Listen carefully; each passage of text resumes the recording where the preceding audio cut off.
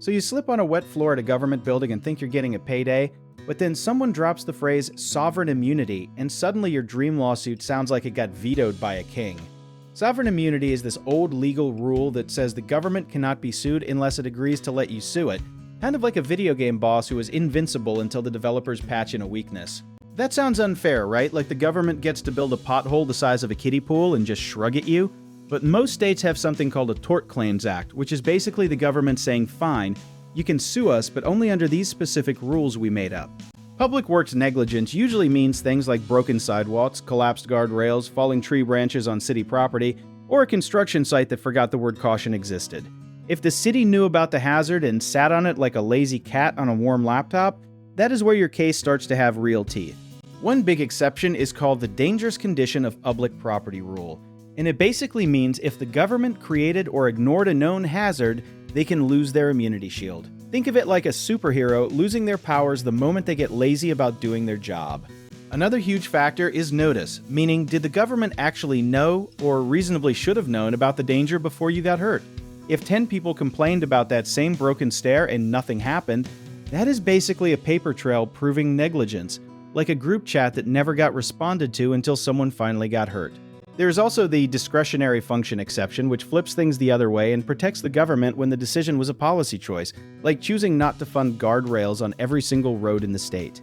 Courts tend to say that if it was a genuine judgment call about resources, the government gets some protection, but if it was just sloppy maintenance, that protection disappears fast.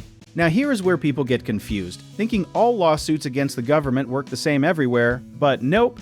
Each state has different deadlines and rules, some ridiculously short. In some places, you might have to file a notice of claim in as little as 90 days, which is basically less time than it takes some people to finish a single home renovation project. That is why acting fast matters so much, because missing that tiny window can kill an otherwise solid case before it even begins. It is like finding out the concert tickets sold out 5 minutes after they dropped. Except this time, the stakes are your actual compensation. Federal claims work a bit differently too, falling under something called the Federal Tort Claims Act, which lets you sue federal entities for negligence in specific situations like a postal truck accident or an incident on federal property. It is basically Uncle Sam saying, fine, you got hurt because of us, here is a very specific and narrow doorway to walk through. People also assume public transportation like buses and trains are automatically covered the same way as regular car accidents, but government-owned transit often falls under these special immunity rules too. That means the process, the paperwork, and the timeline can look completely different from a normal car crash claim.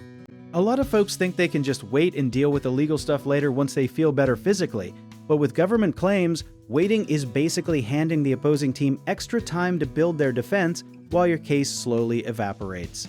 Evidence matters even more here because you basically need to prove the government either caused the hazard or ignored it long enough to be responsible. Photos, witness statements, maintenance records, and even old complaint logs can turn into your best friends in building that timeline.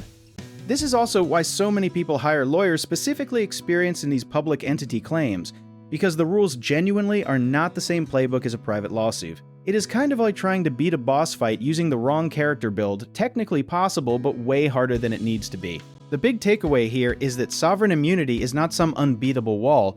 It is more like a maze with specific doors that open under the right conditions. Knowing which door applies to your situation is often the difference between getting compensation and getting a polite rejection letter. So if you or someone you know got hurt because of a hazard the government created or ignored, do not just assume you are out of luck because it happened on public property. Want to learn more about how this actually works for your situation? Check out our links in the description.